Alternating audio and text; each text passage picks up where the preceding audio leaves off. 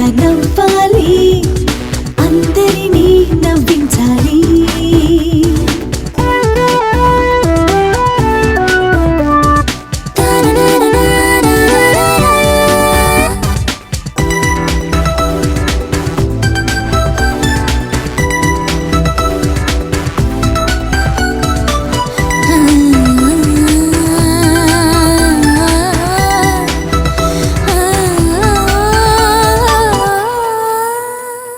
గోరంతల్లో కొండంతల్లా నవ్వులు, గోదారమ్మ పుష్కర వేళ పువ్వులు, కేరింతల్లో ఊరంతల్లా నవ్వులు, వెన్నెల ఇంట వెచ్చందాల రవ్వలు, నవ్వుల్లో మునిగిపోతే